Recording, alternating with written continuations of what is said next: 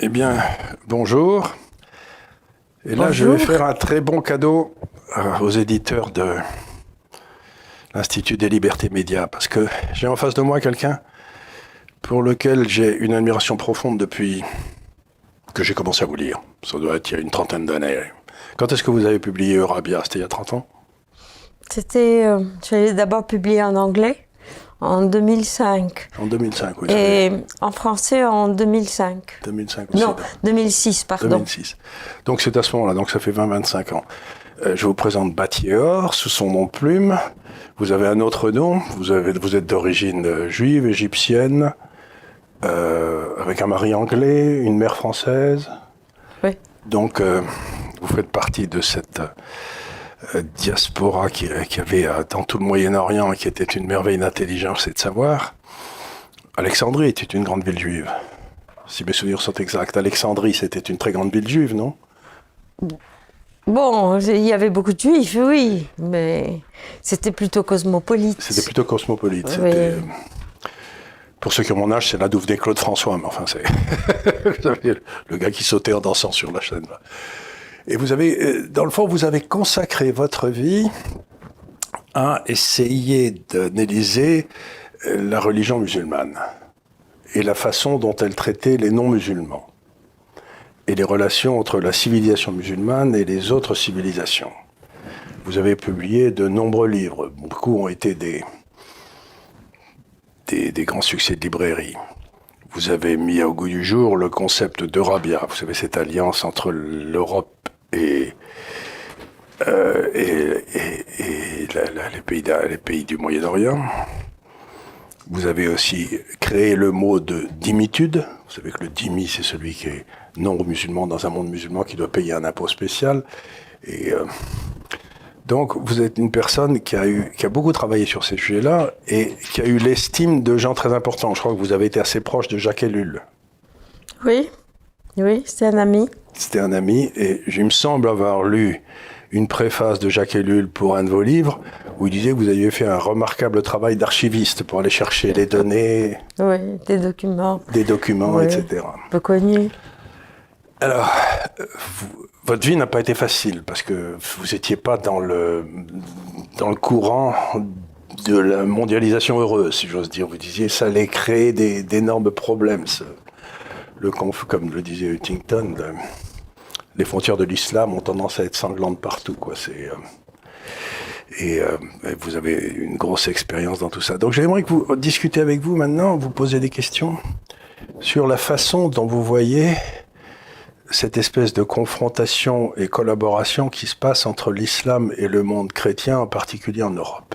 Parce que vous avez développé des thèses qui ne sont pas généralement acceptées, mais c'est pas pour ça qu'elles sont pas intéressantes. Donc, essayez de nous expliquer ce qui vous a amené à cette réflexion sur l'islam. Voilà.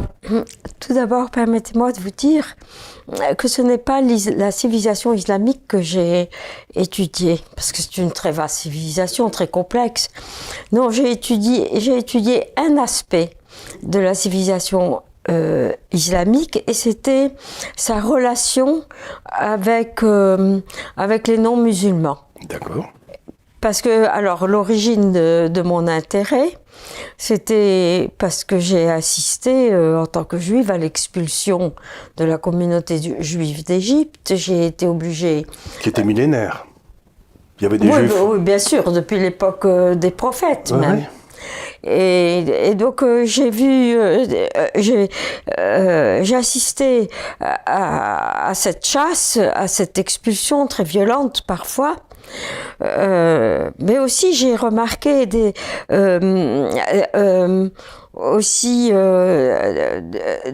formes d'amitié, de compassion de musulmans vis-à-vis des victimes. Donc c'était une politique souvent qui excitait volontairement la violence fanatique, mais il y avait aussi chez les Égyptiens, d'autre part, un sentiment d'amitié et de compassion vis-à-vis d'inconnus, mais qu'ils voyaient qui étaient maltraités. Alors, mais j'ai été incitée d'abord à vouloir comprendre pourquoi est-ce qu'on nous avait mis dehors. Et j'ai fait des recherches sur la communauté juive d'Égypte, puisque je l'ai vue être dispersée, ma famille soudain dispersée. Nous étions une famille très unie et toute la communauté était atomisée, on ne se voyait plus. Et donc, j'ai voulu savoir quelle était l'origine et le sens de cette fin de communauté. Et j'ai fait des recherches et là, j'ai découvert la condition de dhimmi, du juif et du chrétien. Et c'est à partir de mon intérêt pour la condition dhimmi, c'est-à-dire... C'est-à-dire, je vous arrête une seconde, vous étiez juive en Égypte, mais vous aviez jamais eu la sensation jusque-là que vous étiez une dhimmi, c'est-à-dire vous vous sentiez comme un citoyen normal, quoi. C'était... non, pas tellement normal, parce qu'on vivait quand même dans la peur. Mais cela était compréhensible compte tenu des guerres israélo-arabes. Voilà, donc, et puis de l'alliance aussi des populations musulmanes religieuses avec le pouvoir nazi et fasciste aussi, dès avant la Deuxième Guerre mondiale, oui, déjà, depuis les années 1930. Le mufti de Jérusalem, etc. Oui. Que si les armées nazis pourraient remporter la victoire à Alamène, aux portes d'Alexandrie, eh bien notre sort était scellé. Nous allions aller finir dans les camps d'extermination, dans les déserts. Donc moi j'étais très jeune, mais enfin j'ai compris cela plus tard. Et donc on a toujours vécu dans une sorte d'insécurité, de peur. Néanmoins, la communauté et la société en Égypte, et la société musulmane aussi, était une société très ouverte, modernisée. Il y avait différents courants. Et la société que nous connaissions, c'est une société aussi très cosmopolite, mais aussi avec beaucoup de musulmans, d'Égyptiens. Et on ne sentait pas le fanatisme.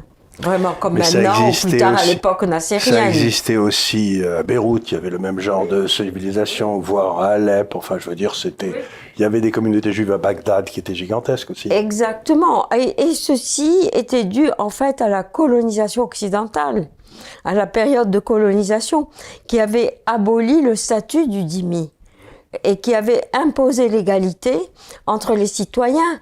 Et en même temps, à travers la culture, le développement de l'instruction, des écoles ouvertes à tous,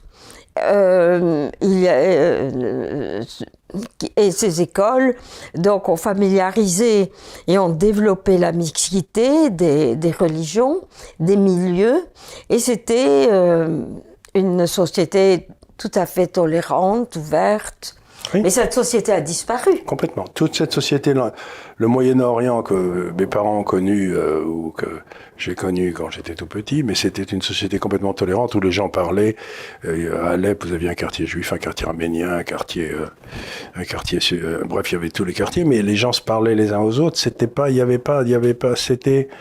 c'était assez humain comme ville. Oui, tout à fait.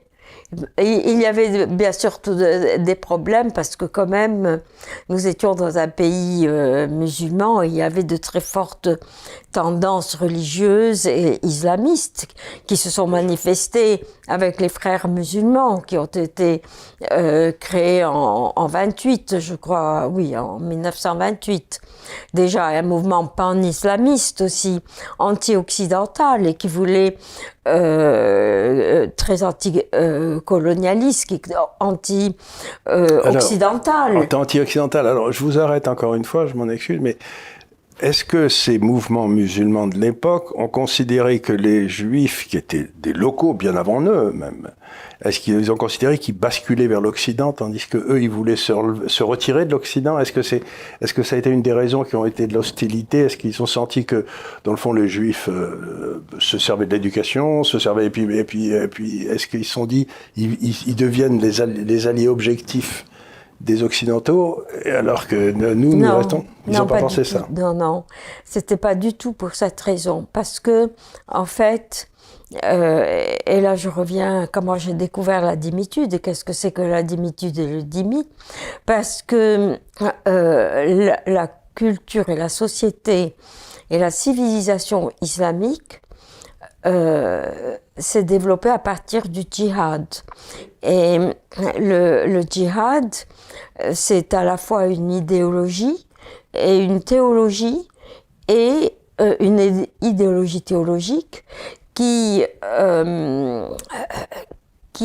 rend impératif pour le musulman de conquérir la planète afin de combattre la mécréance, quelle qu'elle soit, juifs, chrétiens, bouddhistes, hindouistes, etc., afin d'implanter sur toute la terre la loi de la charia, qui est la loi d'Allah, la justice d'Allah. Tel est le devoir du bon musulman. Et donc les relations entre, selon les textes religieux, n'est-ce pas, traditionnels, les relations entre musulmans et non-musulmans sont déterminées à partir des lois du djihad, qui sont spécialement consacrées à examiner les relations entre musulmans et non-musulmans, la mécréance. Et donc, dans le contexte du djihad, l'islam s'est développé à partir de la Mecque et de Médine sur 3 continents. Donc, toutes les populations qui ont été conquises par le djihad en Afrique, en Asie, jusqu'aux Indes, et dans une grande partie de l'Europe, puisque il y a eu aussi la conquête de l'Espagne, et puis à l'est, la conquête des Balkans, la conquête de la Hongrie, mais aussi toute la conquête islamique de la côte sud de la Méditerranée, qui était chrétienne, le Maghreb, et Saint-Augustin. Voilà, toute l'Égypte. Les Berbères, les Kabyles, les Berbères, les Kabyles. Les Berbères, voilà. Ils ont été colonisés par les Arabes, les Berbères. Voilà, alors toutes ces populations appartenaient soit à des royaumes indépendants chrétiens, soit à l'Empire byzantin. Donc ces populations ont été conquises par le djihad, et elles ont été soumises aux règles de la charia, qui les astreignait à une condition d'infériorité, d'humiliation et d'insécurité, qui les a réduits à l'état de squelette. Et donc, leur a imposé également des conditions de survie très difficiles. Alors, donc, quand vous me parlez de la réaction, de l'hostilité des musulmans à l'égard des juifs et des chrétiens qui vivaient parmi eux au XXe siècle, en fait, cette hostilité provenait du fait que au XIXe siècle, les lois de la dimitude ont été abolies sous l'influence de l'Europe. Les Anglais et les Français, oui. Les Anglais et les Français et la Russie. Et que, en fait, la condition d'égalité entre musulmans et non-musulmans, ou les libertés qui sont attribuées aux juifs et aux chrétiens à l'époque moderne dans les pays arabes, et qui les émancipe de la condition de la dimitude, est considérée comme comme étant contraire aux lois islamiques. C'est-à-dire la parole de Dieu. C'est ça. En fait, dans un pays musulman qui suit la tradition, les juifs et les chrétiens devraient être astreints aux lois de la dimitude. C'est-à-dire payer un impôt spécial, Exactement. De ne pas avoir, par exemple, de ne pas avoir d'armes, ne pas pouvoir porter d'armes, etc. Oui, d'avoir toujours une position inférieure aux musulmans. C'est ça, de descendre du trottoir quand il y en a qui arrivent. Voilà, interdiction de porter des beaux habits, de monter sur des montures, etc., etc. Ce sont toutes les lois que j'ai étudiées dans mes livres. Alors, donc, voici comment je suis arrivée à découvrir et à étudier la condition de la dimitude, parce que ce monde de la dimitude est un monde ignoré, qui est sorti de l'histoire, qui n'apparaît pas dans l'histoire. On ne connaît rien de ces populations. Et donc, ce qui m'intéressait, c'était de voir comment elles avaient évolué, parce qu'en fait, il y avait des populations qui ont été conquises à partir du 7e siècle, mais d'autres comme les Byzantins plus tard, à partir du 12e siècle, et plus tard encore au 15e, 16e siècle. Donc, comment elles ont été conquises, comment ces États... En fait, j'ai créé le mot dimitude pour indiquer les modes les processus d'islamisation de royaumes chrétiens. Et c'est toujours les mêmes. C'est toujours les mêmes. D'après ce que j'ai compris, le processus, quand j'ai lu vos livres, c'est que le processus, il a des particularités locales, mais en fait, c'est toujours fondamentalement le même. Exactement. Parce que j'avais commencé à étudier la dimitude des communautés juives, mais les communautés juives étaient des petites communautés localisées, dispersées sur une très grande aire, qui n'avaient pas qui n'avaient aucun pouvoir déjà, parce elles vivaient déjà sous l'oppression de l'Empire byzantin. Il y avait toute une réglementation anti-juive qui avait été imposée dans les recueils de droit byzantin contre les Juifs.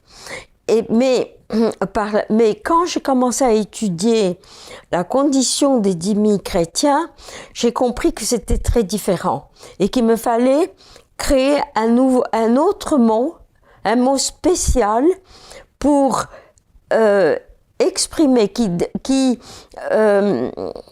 contiendrait tous les processus d'islamisation de grands États chrétiens qui disposaient d'armées, d'institutions religieuses et politiques, d'une langue, d'une culture, de forces importantes, de grandes populations.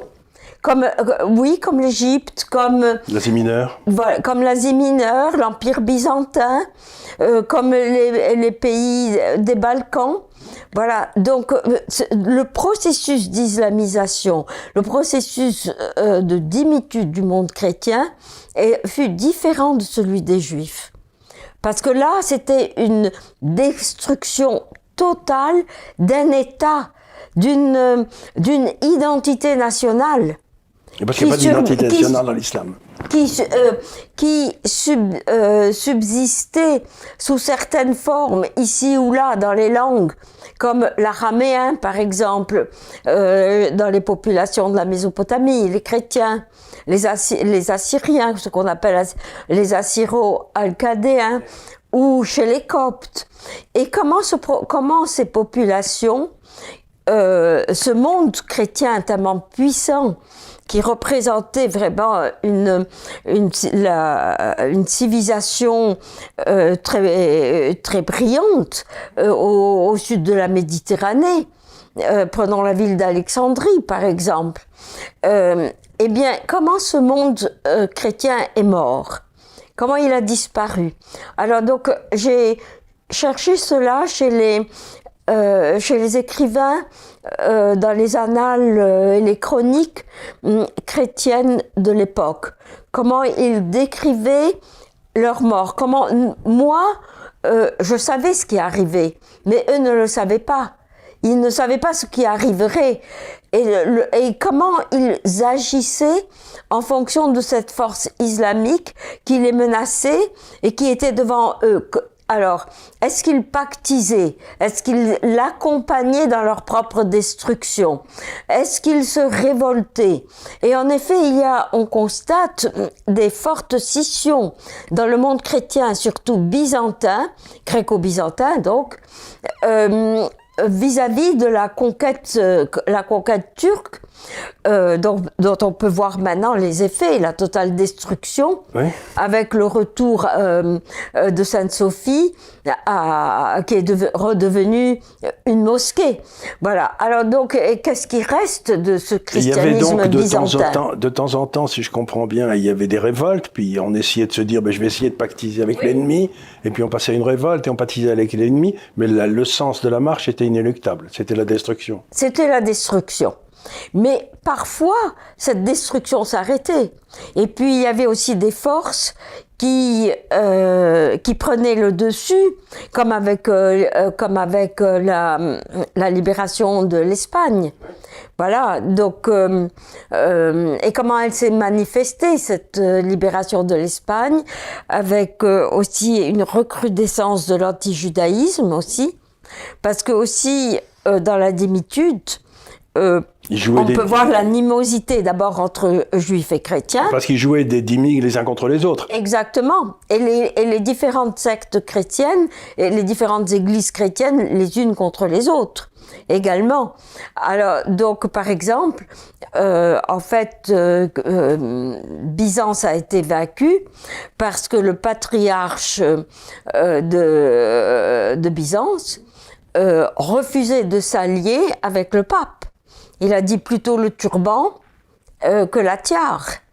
Et c'est ainsi qu'il a refusé l'alliance avec la chrétienté latine qui aurait pu envoyer ses armées pour défendre les Byzantins.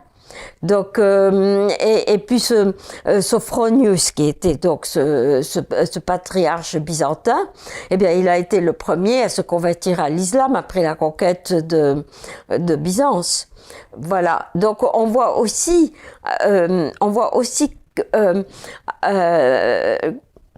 comment la chrétienté s'est islamisée à l'intérieur de l'islam.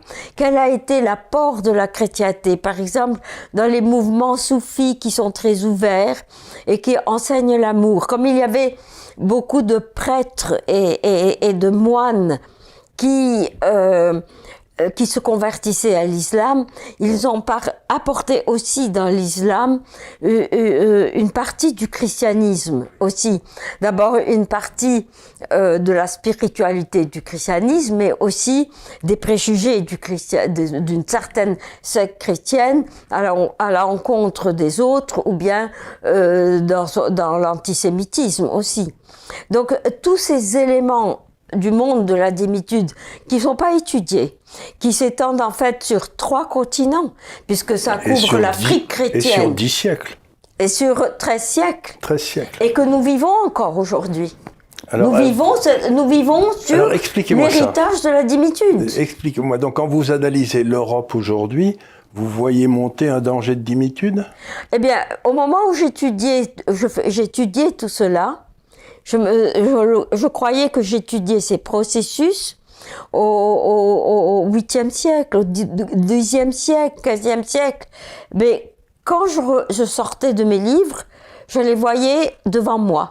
C'était les processus d'aujourd'hui que je constatais. C'était exactement ce qui se passait sous mes yeux. Je pouvais les voir parce que je les connaissais. Mais une personne qui ignore les lois du djihad, qui ignore les lois de la démitude, ne reconnaît rien. Pour elle, elle vit comme une aveugle dans notre monde. À notre époque, elle ne comprend rien. Et donc, j'ai écrit, en anglais d'abord, j'ai écrit Eurabia, parce que je voulais dénoncer cela. Parce que moi, je suis juive, mais j'appartiens à la culture judéo-chrétienne. Pour moi, je parle de judéo-christianisme parce que le christianisme est né du judaïsme et que tout chrétien a le judaïsme en lui du fait qu'il se rattache également d'abord au Dieu d'Israël par Jésus, par les évangélistes et par le Premier Testament qu'il a adopté comme son livre. Nous sommes un rameau de la même vigne. Et dont on voit toute l'iconographie partout. Bien sûr. Dans son art religieux, dans sa musique, et dans aussi dans tout le christianisme, ce qui est le christianisme. Et ce respect de l'individu. D'abord, l'égalité de tous les hommes, puisque l'homme a été créé à l'image de Dieu. Ça, c'est saint Paul, il l'a dit. Il n'y a plus ni juif ni chrétien. Voilà. Ensuite, la liberté. Je mets devant toi le bien et le mal. Choisis le bien et tu vivras. Donc la liberté de l'homme de choisir, et par conséquent la responsabilité aussi du choix. Et puis aussi l'amour. Aime ton prochain comme toi-même, Lévitique 19-18. Donc tous ces éléments... Avant que le Christ ne le dise. Oui. Voilà. Mais le Christ, il n'était que la continuation. Voilà. Alors donc tout cela, ça crée des liens très forts entre juifs et chrétiens. Et c'est pour ça que beaucoup de chrétiens... je connais bien l'histoire de l'antisémitisme chrétien vis-à-vis du peuple juif, mais ce qui me console, c'est de penser que beaucoup de chrétiens ont risqué aussi leur vie pour sauver des juifs. Voilà. Alors, donc, là, c'est un réconfort. Et en fait, dans la démitude, on peut voir aussi cette division du christianisme et du judaïsme à l'intérieur de la démitude, et c'est ce que l'on voit encore aujourd'hui. Mais moi, j'appartiens à ce monde judéo-chrétien et à cette culture absolument extraordinaire qui est celle de l'Occident, et donc je ne voulais pas la voir disparaître. Il fallait que je dise quelque chose, puisque par hasard, je ne sais pas par quel destin, j'ai découvert cette voie que je ne voulais pas suivre, mais voilà, j'ai été forcée de faire ces analyses, et donc il fallait faire entendre ma voix, et donc j'ai écrit en anglais mon premier livre, donc Eurabia, parce qu'il me semblait que l'Europe était finie, que l'Europe était perdue, que ça ne servait à rien. Et je voulais que au moins cette civilisation judéo-chrétienne survive aux États-Unis, au moins qu'il y ait qu'elle soit là. J'ai changé d'avis maintenant. Maintenant, je crains pour les États-Unis. Après l'interlude Obama, Trump m'a donné beaucoup d'espoir, mais il a été éliminé. Mais maintenant, je vois que tout de même, il y a aussi beaucoup d'espoir avec l'Europe. C'est intéressant, ça. Ça m'intéresse beaucoup. Oui. Alors dites-moi pourquoi vous pensez qu'il y a de l'espoir en Europe. Parce que la plupart des gens, philosophes, n'importe quoi, nous disent que ça ne sert à rien de lutter, qu'il faut se laisser aller et puis mourir dignement. Mais non. C'est pas une option de mourir dignement. Non, c'est pas du tout une option. Nous devons lutter et vivre. Nous devons lutter et vivre. Voilà. Je ne saurais être plus d'accord. Voilà. Non, c'est pas la première fois que l'Occident se trouve confronté à ces difficultés. Non, on doit survivre absolument. On doit lutter pour nos valeurs. Qui sont partagées par beaucoup de musulmans aussi, qui croient en nous, et donc qui se joignent à nous contre les forces du totalitarisme et de la cupidité aussi, et de la collaboration, une certaine collaboration. Donc nous devons...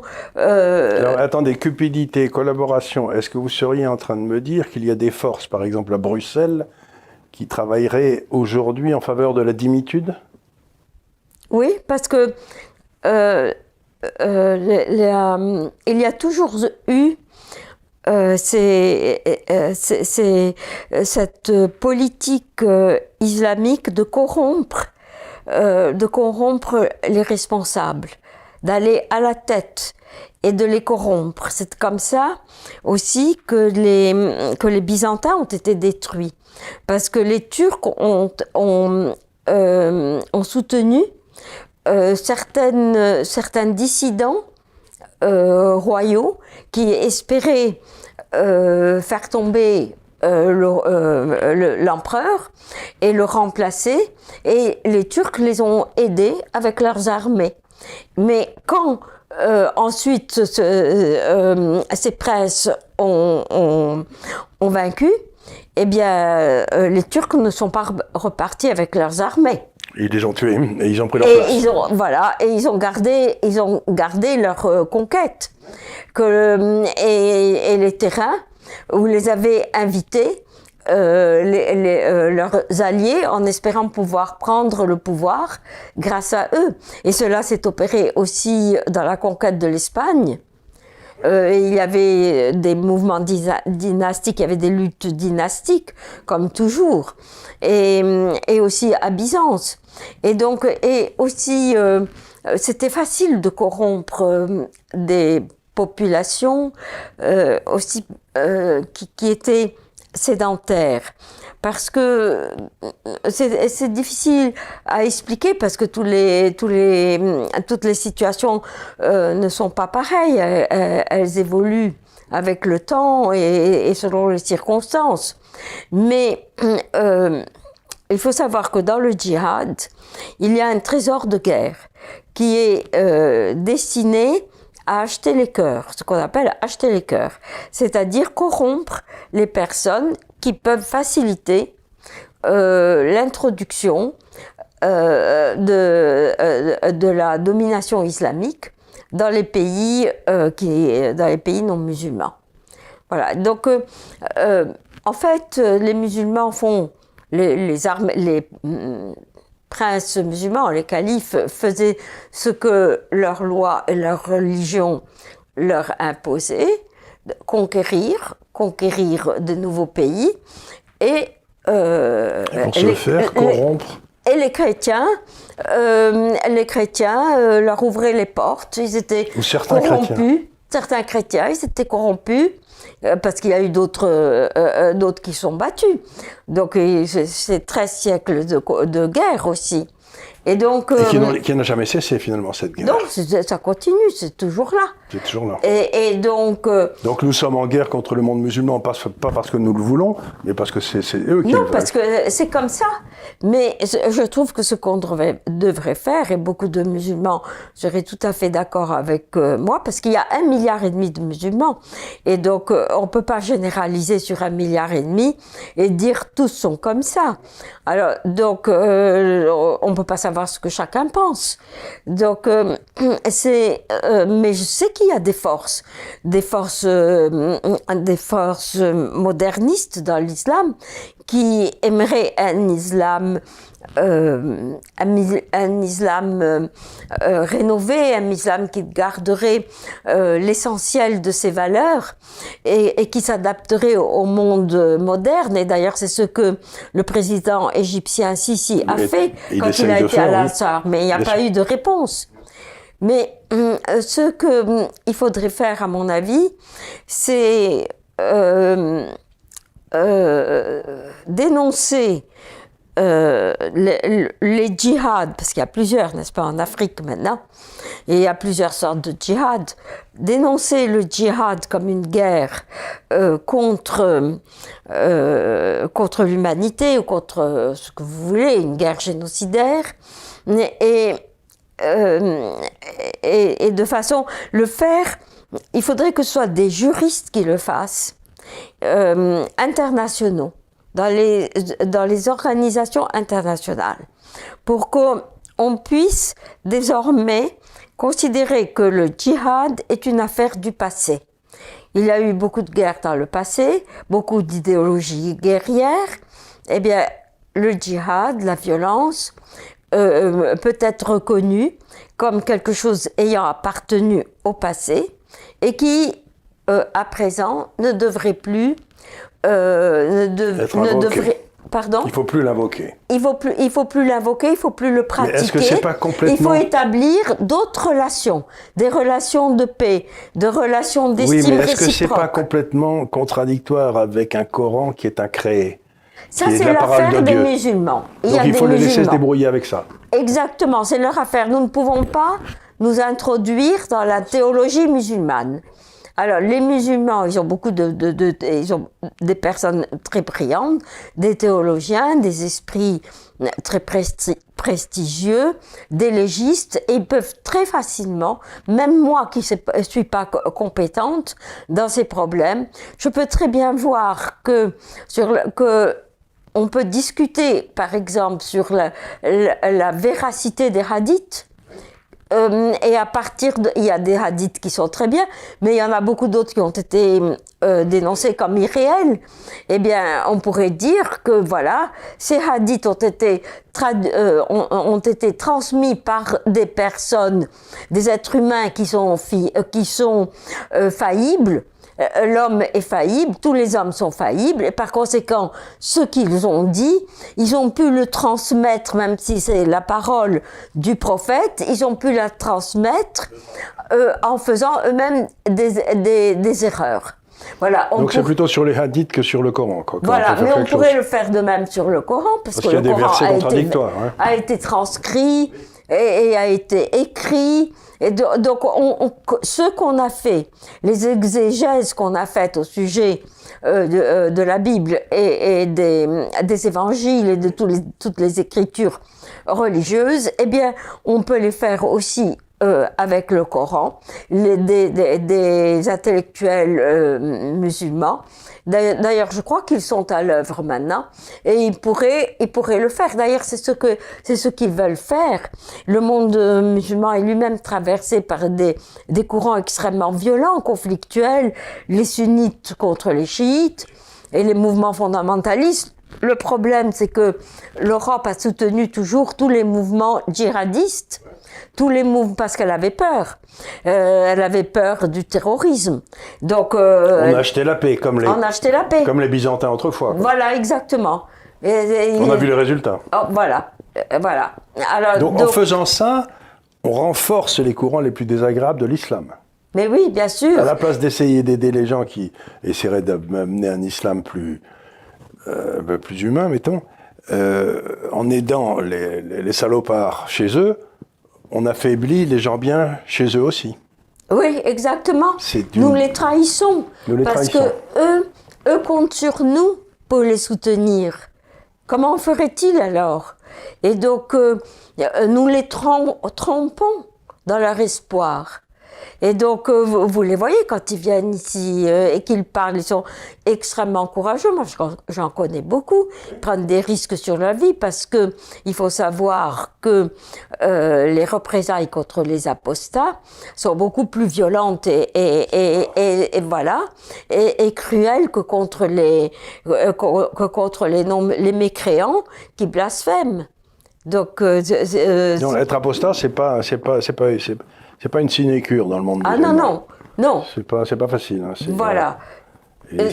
C'est bien que nous les accueillions, mais au moins nous devons les protéger. Nous devons les protéger. Et alors, donc, on est dans une période en Europe. Qu'est-ce qui vous donne de l'espoir alors en ce moment? Parce que vous étiez un petit peu désespéré quand vous avez écrit ce livre. Qu'est-ce qui vous donne de l'espoir? Pourquoi ce revirement d'opinion sur l'Europe? Parce que voilà, ce qui est absolument extraordinaire, c'est que, en fait, l'Union européenne, pour démentir la thèse de Huntington, le clash des civilisations, oui, bien sûr, a pris l'inverse, a affirmé l'inverse, la paix des civilisations, et a voulu absolument construire la paix avec le monde musulman. Alors, il y avait plusieurs raisons à cela, naturellement. Il y avait d'abord la cupidité, il y avait les intérêts économiques, les intérêts pétroliers, énergétiques, etc. Ça fait partie de la politique d'un État et c'est normal. Néanmoins, il y avait aussi autre chose. Il y avait quelque chose qui a été hérité du nazisme aussi, qui était la haine du judéo-christianisme, parce que dans judéo-christianisme, il y a le mot juif, et que l'Église est enjuivée. Et comme disaient Hitler et Himmler... C'était la morale de l'esclave. Voilà, c'est exactement. Tandis que l'islam, c'est un État fort, c'est une religion forte, une religion de guerre. Voilà. Et donc, il y avait tout cela, encore beaucoup d'autres éléments, certainement. Toujours est-il que l'Union européenne, avec le terrorisme palestinien qui se développait dans les années 60 et 70, a décidé de céder au palestinisme, et sur la base de sa reconnaissance de l'OLP et son alliance avec l'OLP, et la promesse aussi de soutenir une Palestine qui remplacerait Israël, qui serait donc la destructrice de l'État d'Israël, s'est engagé avec le monde arabo-musulman sur tous les secteurs économiques, commerciaux, etc. et a voulu, je ne sais pas si elle a cru vraiment, parce que il y a beaucoup de duplicité dans la politique, a voulu croire qu'il suffirait de construire la Palestine, ce qu'elle est en train de faire maintenant à la porte d'Israël, en Judée et Samarie, à délégitimer l'État d'Israël, à construire la Palestine comme État de remplacement pour Israël, et à en finir avec le peuple juif. Elle a cru que sur cette base, peut-être, elle aurait la paix avec le monde musulman. Mais c'est ne pas connaître le statut du dhimmi, parce que dans l'islam, dans le Coran, dans les hadiths, dans l'idéologie djihadiste, le chrétien a exactement le même statut que le juif, au point que le juif peut témoigner, le témoignage du juif peut être pris quand il témoigne contre un chrétien, contre ou pour un chrétien, et inversement, parce qu'ils sont égaux, tandis qu'il n'y a pas le talion, le témoignage, et la peine encourue par un criminel n'est pas pareille entre un musulman et un non-musulman, ou un juif et un chrétien. Et un non-musulman ne peut pas témoigner contre un musulman. Non, il ne peut pas. Son témoignage, de toute façon, n'est pas pris. Que ce soit pour ou contre, il n'est pas pris. Parce que sa parole n'est pas écoutée. Tandis que sa parole est écoutée, la parole du chrétien et du juif est écoutée par un juge musulman quand c'est un procès entre les deux. Parce qu'ils sont de même valeur, ils sont égaux, mais ils ne sont pas égaux avec les musulmans. Et donc, toutes les lois de la dhimmitude, c'est comme ça que j'ai découvert le monde chrétien, le dhimmi chrétien, parce que moi je m'intéressais au dhimmi juif, mais partout où je recherchais, où j'étudiais le juif, il y avait son sosie, son frère chrétien, il était toujours mentionné. Quand il y avait une loi... Une jurisprudence s'appliquait aux chrétiens et aux juifs, oui, de la même façon. Voilà, ou bien alors on disait le juif ne peut pas monter à cheval, ou si le chrétien ne peut pas monter, il est interdit aux juifs et aux chrétiens de monter à cheval ou à chameau, il peut prendre des mulets dans certaines situations, dans certains cas, etc. Ils doivent porter des habits, le juif et le chrétien doivent porter des habits discriminatoires, etc. Donc toutes les lois de la dhimmitude vis-à-vis du juif sont également applicable vis-à-vis du chrétien. Et vis-à-vis de la femme, j'imagine aussi. Et vis-à-vis de la femme. Parce également. Que c'est un autre être inférieur à la femme. Exactement. Et donc, si l'idéologie du djihad est appliquée contre l'État d'Israël, c'est que cette idéologie est applicable également contre le monde chrétien. C'est exactement pareil. Donc, ainsi, l'Europe s'est engagée en pensant qu'elle pourrait se débarrasser de ce petit État d'Israël qu'elle considérait 2 ans après la fin de la guerre, quand encore les trains sillonnaient l'Europe en portant les victimes juives vers les camps d'extermination. 2 ans après, en 47-48, l'État d'Israël a été restauré par des hommes qui avaient survécu, qui étaient des réfugiés, qui avaient survécu au camp d'extermination européen, qui avaient été chassés des pays arabes, avaient survécu à la démitude. J'aurais préféré que vous disiez des camps allemands.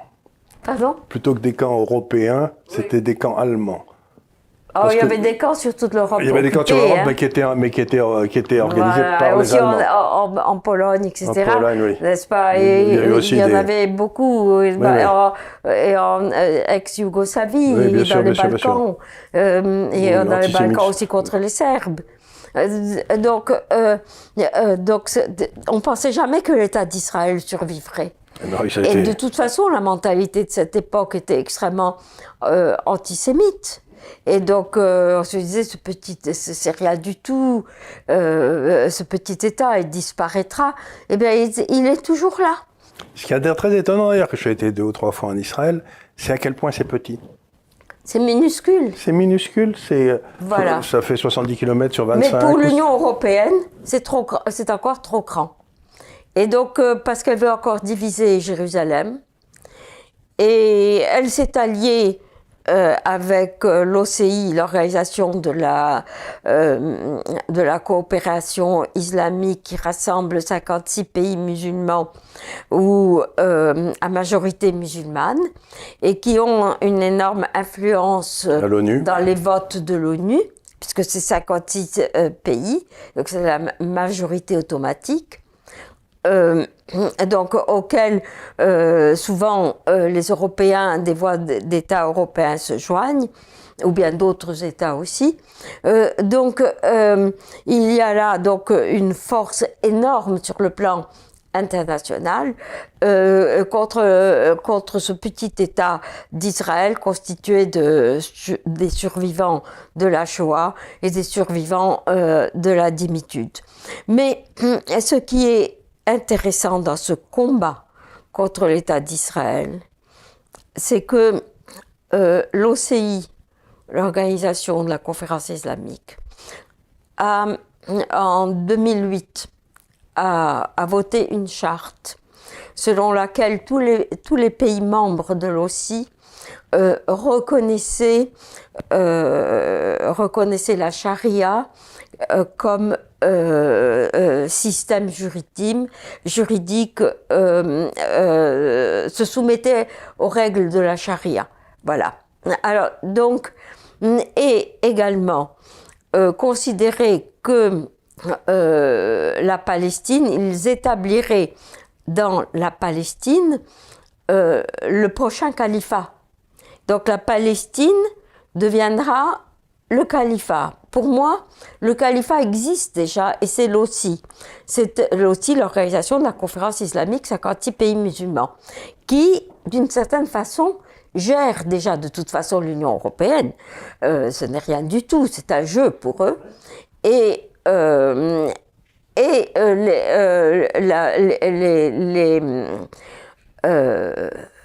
l'establishment onusien, puisqu'ils ont là une majorité des voix. Donc c'est un califat collectif, c'est pas un califat avec un seul calife, mais c'est collectif. C'est une organisation internationale, une ONG quoi. Voilà, c'est ça. On peut appeler cette ONG le califat, ce serait très bien. Et donc ce prochain califat, auquel l'Europe attribue des milliards payés par les contribuables pour créer la Palestine, fera table rase des sites et des églises chrétiennes.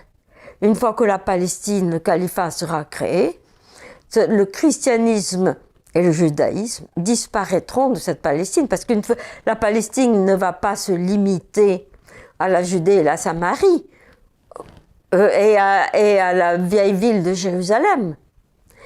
Il va certainement essayer de prendre et de conquérir l'État d'Israël. Donc Israël, ce serait un peu comme Byzance en 1490, quoi. Ben oui, ce sera comme ça. Si on ne fait pas attention. Alors, venons, mais pourquoi vous avez de l'espoir? Qu'est-ce qui restera à ce moment du christianisme? C'est difficile à dire. Je ne sais pas qu'est-ce qui restera. Parce qu'à ce moment, ce sera la preuve de l'islamisation de la Bible, oui, qui est dans le Coran. Oui, c'est ce qu'ils disent. Voilà. Ils disent que c'est le seul prophète qui n'a pas trahi. Voilà. Donc là, ce sera une islamisation C'est-à-dire, c'est la fin de notre de la civilisation. théologie, c'est ça, de la théologie judéo-chrétienne, de la réalité, parce que la Bible en tant que telle, les deux testaments, sont niés par le Coran. Et donc, ce sera le triomphe de cette négation. Et donc, je pense qu'il y a là une dimension à la fois théologique et spirituelle très importante dans le conflit de l'État d'Israël, que soutient l'État d'Israël à présent, à la fois contre l'Europe et contre l'OCI. Bon, heureusement, je n'ai pas dit contre le monde chrétien, parce que voilà, ce qui me rend aussi positive et optimiste, c'est qu'il y a des chrétiens qui se réveillent et qui s'opposent à cette politique. Et nous les voyons partout, dans tous les pays. Ils s'organisent politiquement, ils comprennent davantage les enjeux de l'avenir. L'avenir, c'est pas aujourd'hui seulement, c'est la progression d'une évolution extrêmement importante. Vers quoi ça nous mène? Et donc, ce qui me rend optimiste aussi, c'est de voir qu'il y a quand même eu la paix avec les Émirats, les accords d'Abraham. Donc là, on voit qu'on sort de la mentalité djihadiste, avec des pays avec lesquels on n'aurait jamais pensé que ça aurait pu être possible. Et donc qu'il y a des relations très amicales avec en Arabie. Et donc tous ces éléments me rendent optimiste, et puis je suis optimiste dans le destin de l'homme. Voilà. Je pense que dans notre religion, Dieu et l'homme sont des amis et qu'ils marchent ensemble, l'un avec l'autre. De temps en temps, l'homme se casse un peu la gueule, mais c'est pas grave. Je suis d'accord avec vous. Voilà. On marche ensemble vers un espoir, vers l'espoir d'une rédemption, vers l'espoir d'une plus grande justice pour le monde, vers l'espoir d'un plus grand amour entre les êtres humains. Et voilà ce qui me rend optimiste. Et tout cela ne peut pas exister dans le système de la démitude ni du djihad. Écoutez, je vous remercie infiniment. Vous terminez littéralement avec les béatitudes. Vous savez, les heureux, les pauvres, parce que... vous voyez, donc j'aime beaucoup cette conclusion que vous avez donnée.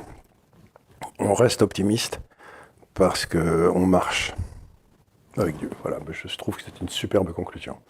Je vous remercie infiniment de bien accepté notre invitation. Merci. Et je ne saurais trop recommander à nos lecteurs, à nos auditeurs de lire vos livres, parce qu'ils sont extraordinairement documentés et que c'est quelque chose que vous ne lirez pas ailleurs. Merci beaucoup. Merci.